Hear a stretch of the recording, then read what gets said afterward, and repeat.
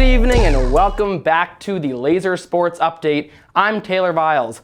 The fall season has wrapped up since our last segment and the basketball seasons are underway. Before we get into how they have been faring in their first few games of the season, here is how each LaSalle team finished out this fall.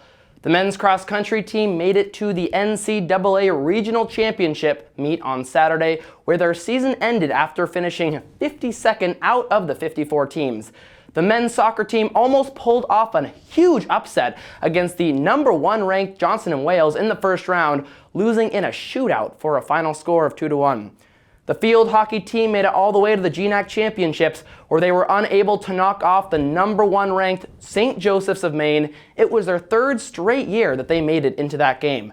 The 5th seeded women's soccer team came into the first round of the playoffs and knocked off their first opponent, Suffolk, in an OT thriller, but lost in the following round.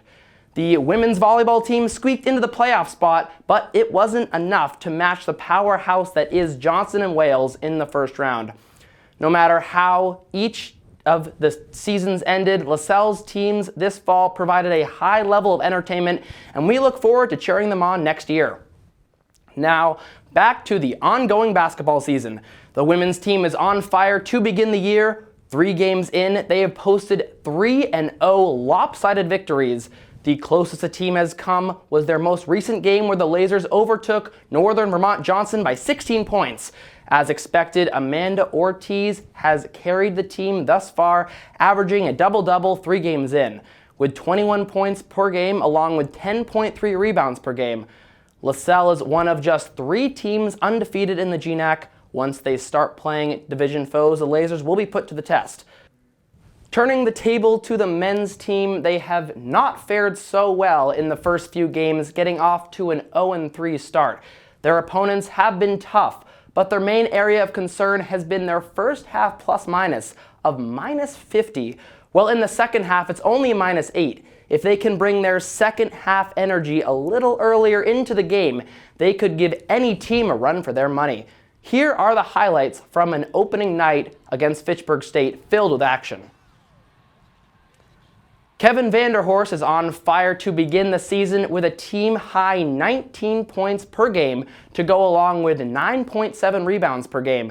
The junior is playing in just his first season with the Lasers, but proving to be a needed jolt to the offense.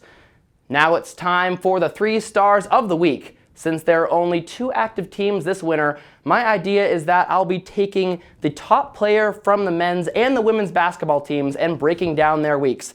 To make up for the missing star, I'll be incorporating an unsung hero into each sports update. The number 2 star of the week is the aforementioned Kevin Vanderhorst, who recorded 32 points in the Lasers home opener.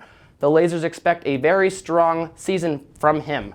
The number 1 star this week is Amanda Ortiz, who scored 23 points for the Lasers in their 2nd win of the season. During the game, she converted on 9 out of the 10 free throws she attempted. And our unsung hero this week is women's basketball forward sophomore Mac Burrows, who has made the most of her playing time by contributing on the defensive side of the court, picking up 2.7 rebounds per game while playing in just 5 minutes per game off the bench. This week, make sure to follow the women's team as they head 30 minutes north to Nashua, New Hampshire to compete in a 2-day tournament against the NAC. Those games are on Friday and Saturday. Also on Saturday, the men's team is at LaSalle looking for their first win of the season, home against MIT. Tip-off is at 3 p.m.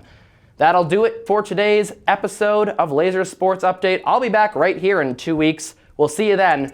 Go Lasers!